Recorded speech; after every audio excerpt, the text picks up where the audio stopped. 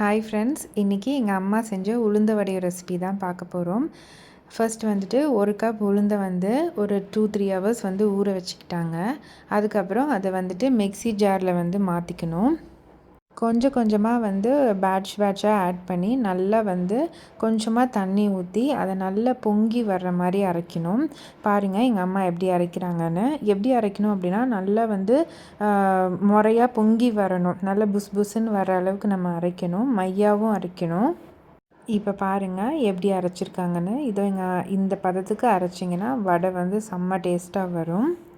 இப்போ அதை வந்துட்டு இன்னொரு பவுலுக்கு ட்ரான்ஸ்ஃபர் பண்ணி வச்சுக்கோங்க. அதுக்கப்புறம் 2 பெரிய வெங்காயம், அப்படி இல்லைன்னா ஒரு 10 சின்ன வெங்காயம், நீங்கள் உங்களோட கம்ஃபர்டபுளுக்கு எதுவோ நீங்கள் அதை வந்து எடுத்து சின்ன சின்னதாக கட் பண்ணி வச்சுக்கோங்க. எங்கள் அம்மாலாம் வந்து இந்த அருவாமனையில் தான் வெட்டுவாங்க. என்ன மாதிரி கத்தியிலலாம் வெட்ட மாட்டாங்க. அம்மானாலே இது ரொம்பவே வந்துட்டு இந்த மாதிரி தான் உங்களுக்கு வசதியாக இருக்கும் அப்படின்னு சொல்லிட்டு இருப்பாங்க எப்போவுமே.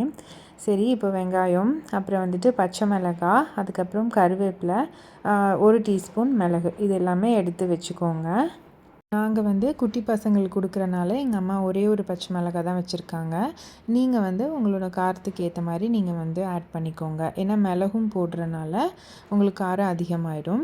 அதனால் அளவாக போட்டுக்கோங்க. இப்போ வந்து நம்ம கட் பண்ணி வச்சுருக்கதெல்லாம் அந்த உளுந்து அரைச்சி வச்சுருக்கோம்ல அதில் ஆட் பண்ணிவிட்டு, அப்புறமா கொஞ்சமாக உப்பும் ஆட் பண்ணிவிட்டு நல்லா ஏர் பபிள்ஸ் இல்லாத அளவுக்கு நம்ம வந்து நல்லா பீட் பண்ணி வச்சுக்கணும் கையாலேயே.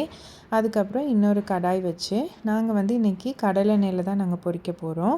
கடலெண்ணெய் நல்லா சூடானதுக்கப்புறம் இந்த மாதிரி ஒரு சின்ன சின்ன உருண்டையாக வந்து நீங்கள் ஒரு பிளேட்டில் வந்து எடுத்து உருட்டி வச்சுக்கோங்க. அப்போ தான் வந்து போடுறதுக்கு வசதியாக இருக்கும். அதுக்கப்புறம் அதை வந்து கையில் நல்லா தண்ணி வச்சுட்டு தட்டிட்டு நடுவில் ஒரு ஓட்டை போட்டு உள்ளே போட்டிங்கன்னா சூப்பராக கிறிஸ்பியாக உள்ளே நல்லா சாஃப்டாக வந்து நம்ம வீட்டிலையே நம்ம மெதுவடை செஞ்சுக்கலாம்.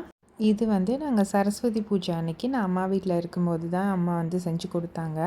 எனக்கு வந்து இந்த ஓட்டை போடுறது வந்து வரவே வராது. அம்மாக்கிட்டேருந்து இன்றைக்கி நானும் கற்றுக்கிட்டேன். கண்டிப்பாக இந்த ரெசிபியை நீங்களும் வீட்டில் ட்ரை பண்ணிவிட்டு எப்படி இருந்துச்சுன்னு கமெண்ட்டில் சொல்லுங்கள். இன்னொரு வீடியோவில் பார்க்கலாம். அது வரைக்கும் பாய். வீடியோ பிடிச்சிருந்துச்சுன்னா சேனலை சப்ஸ்கிரைப் பண்ணி சப்போர்ட் பண்ணுங்கள்.